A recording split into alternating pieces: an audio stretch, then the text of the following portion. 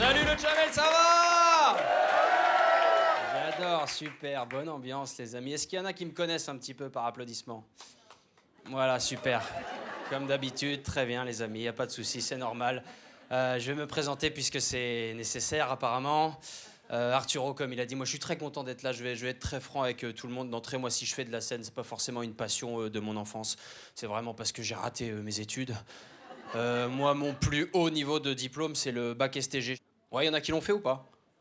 Non, personne. Bon bah pour ceux qui voient pas trop ce que c'est, je vais vous expliquer. C'est un cursus dans lequel il y avait un problème de débouché. Nous, on était 25 dans la classe, 19 humoristes. Aujourd'hui, c'est pas normal. Il y a quelque chose qui va pas.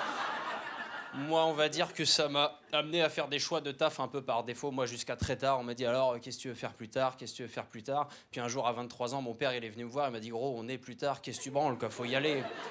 Et je me suis retrouvé vendeur de voyage, moi, à un moment donné. Donc, en gros, ça veut dire que je devais vendre des trucs à des gens, quoi, le commerce, tout simplement.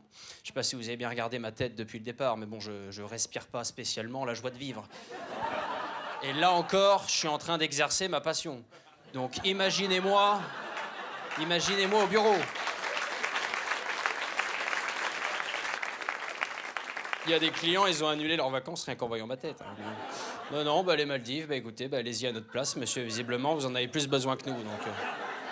En plus, je sais pas si vous avez déjà pensé à ça, mais en fait, agent de voyage sur le papier, c'est con parce que tu gagnes 1600 balles par mois et donc tu es censé conseiller donc des gens qui gagnent plus d'argent que toi, donc qui voyagent plus que toi, donc qui connaissent mieux les destinations que toi.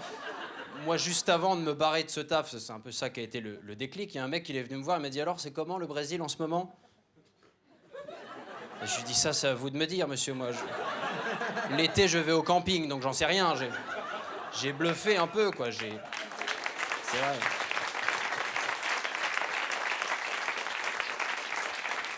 J'ai envoyé des gens dans des pays où j'avais jamais mis les pieds. Là. Je pense qu'en ce moment, il doit y avoir des familles qui font des randonnées au Népal là, sur les conseils d'un humoriste que personne ne connaît. Voilà, les gens font confiance à n'importe qui. Mais c'est un peu un métier qui est en train de disparaître, agent de voyage. Je sais pas si vous connaissez des gens qui font ça, mais j'ai l'impression que plus personne a envie de faire ce taf. Moi, le gars à l'entretien d'embauche, il m'a posé la question un peu classique des entretiens. Il m'a dit alors, pourquoi vous et pas un autre? Et je lui ai dit les autres, ils sont pas venus. Regardez dehors, il y a personne. Il était obligé de me prendre moi, il n'avait pas le choix, quoi. Donc je suis content de plus faire ça aujourd'hui. Je suis content de faire un métier passion. Il y a des gens passionnés par ce qu'ils font ce soir ou pas? Que je vois un peu dans quel mood on est. Okay. Belle salle de passionnés, ça fait plaisir, bravo. Moi, je suis content de faire un métier passion pour une raison un peu particulière. C'est un peu une revanche sur ma mère, moi. Parce que ma mère m'a mis la pression énormément pour que je fasse des études. Et je l'ai compris assez tôt. En fait, je l'ai compris dès la 6e parce qu'elle m'a fait faire allemand LV1. Donc je me suis dit, là, il y a un projet quelque part. On est combien ce soir à main levée à avoir fait LV1 allemand? Là, que je vois combien on est. On est 8, ouais, c'est les chiffres officiels, hein, c'est ça, c'est à peu près ça. Je sais pas ce que vous ont dit vos parents, mais moi, ma mère, elle m'a dit, tu verras, c'est les meilleurs qui font allemand. Et effectivement, les autres de la classe, c'était les meilleurs, il n'y a pas de problème. Il y avait vraiment les meilleurs et moi, quoi. Et elle m'a fait faire toutes les options, comme ça, j'ai fait latin en 5e, évidemment. S'il y avait eu du morse en 4e, je pense que j'aurais fait du morse. En plus, je sais pas vous, mais je trouve que le choix de l'allemand en 2005, il est étonnant, quoi. C'est vrai, en 39, tu peux comprendre, il y a une chance sur 2 que ça bascule. Mais faire allemand LV1 en 2005, ça n'a pas de raison d'exister, quoi. Donc, je comprenais pas. Je comprenais pas les choix de ma mère et donc ça a contribué à me faire décrocher des études. Et moi, les études, j'ai décroché assez tôt. Moi, les études, j'ai lâché officiellement en 3e, quoi. Je sais que ça fait tôt, mais c'est vrai qu'il y a un matin en 3e, le prof de maths, il a dit facteur de X.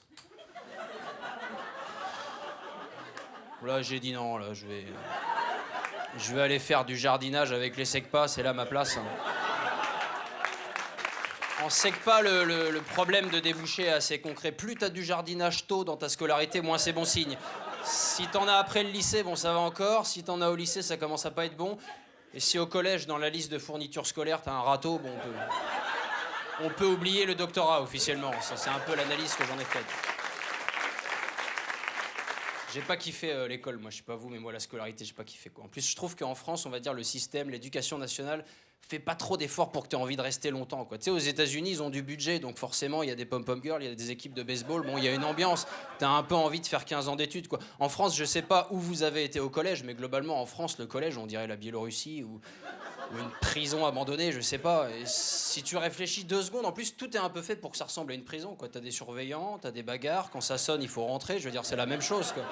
La seule différence, c'est qu'il n'y a pas de remise de peine possible, quoi. C'est 4 ans minimum. Moi, je me rappelle Je me rappelle, en 4 ans de collège, on a fait une sortie scolaire. On est parti à Versailles en bus, tout le monde gueulait dans le bus. Les profs, ils étaient là, mais pourquoi vous êtes excités comme ça? Bah on s'évade, on se barre d'ici, réfléchis 2 minutes. Ah, quand Prison Break est sorti, il y en a qui ont pété les plombs. Ça commençait à se dessiner le plan du collège sur le corps et tout. Il y en a un, il s'est fait choper par la CPE. Terrible. Il a dit, tu fais quoi, Timothée? Il a dit, c'est mon passeport pour la liberté. Tes parents viennent te chercher à 16h, ça va bien se passer, calme-toi. On faisait des micro-évasions, je sais pas si vous faisiez ça au collège. Nous, on n'avait pas cours pendant 2 heures, on passait par-dessus la grille, on allait en ville et tout. On a l'impression d'être en cavale, quoi. Il y avait un petit suspense à chaque personne qu'on croisait, tu vois. C'était une petite ville, on avait un peu les mauvais réflexes, quoi. C'est vrai, on allait au PMU boire des panachés. Bon, c'est vrai, tu te fais vite repérer, quoi. Bon, il y a un pote, il a croisé son père, c'est vrai que, bon... Sa cavale a pris fin, je vous cache pas. D'un autre côté, son père était censé être au travail aussi, donc bon... Tu dis rien à maman? Ouais, bah toi non plus, hein, donc on rentre à la maison. Moi, je fais... Merci.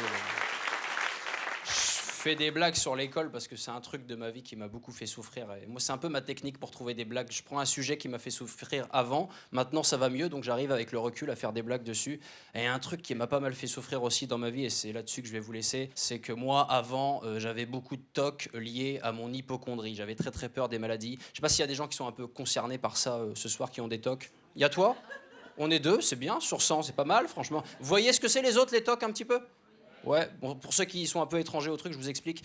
TOC, c'est trouble obsessionnel compulsif. En gros, c'est si tu fais pas ce petit truc-là, il va se passer tel truc super grave. Mais c'est dans ta tête, hein, les TOC, intégralement. Hein. Les TOC, c'est un peu, on va dire, une maladie de pays où il n'y a pas eu la guerre depuis trop longtemps. On est bien d'accord que dans un pays en guerre, tu peux pas éteindre et rallumer la lumière 14 fois. Je veux dire, le sniper va tirer, il faut bouger. T'imagines ?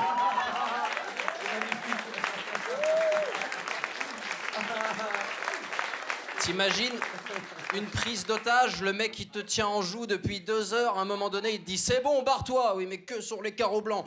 T'es mort et c'est entièrement de ta faute. Alors, j'avais des tocs parce que j'étais hypochondriaque. Alors je sais pas s'il y a des gens du médical ce soir, je sais pas si c'est le bon terme, hypochondriaque. Moi j'avais pas forcément peur d'attraper la maladie, j'étais déjà convaincu d'avoir la maladie. Vous voyez, j'arrivais chez le médecin avec le diagnostic, tu vois. J'arrivais pas en disant j'ai mal au ventre, expliquez-moi, j'arrivais en disant je suis foutu, à vous de le prouver. Et c'est con parce que tu fais le travail du médecin à sa place, ça sert à rien. C'est comme si t'arrivais chez le coiffeur en disant vous voyez le dégradé là, bah, c'est moi qui l'ai fait. Ça a aucun sens, je veux dire. En plus, les tocs et tout, je veux dire, c'est pas des maladies reconnues, quoi. Ça, c'est pas pris en compte. Tu peux pas appeler le travail en disant, bah ouais, bah la ligne 9 est fermée, moi je prends que les chiffres impairs, donc ça va pas être possible. Bah viens à pied, connard, ouais, mais sur les carreaux blancs, ça va prendre du temps, je sais pas comment on va faire. Bah t'es viré, tu rentres chez toi. Merci pour les amis, c'est tout pour moi, merci beaucoup. Merci beaucoup, les amis. Mesdames et messieurs, s'il vous plaît, un triomphe pour Arturo.